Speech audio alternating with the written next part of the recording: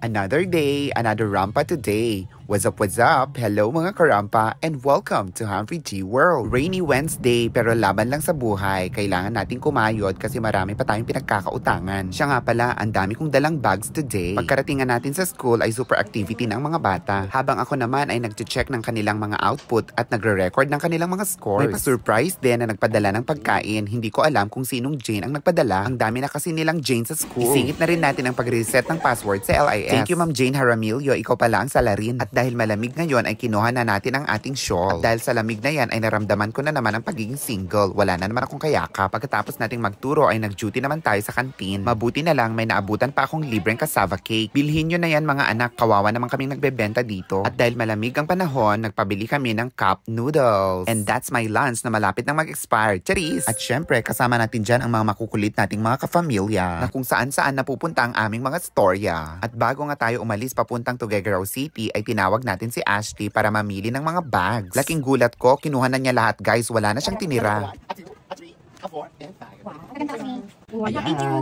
you, Humphrey, for the bags.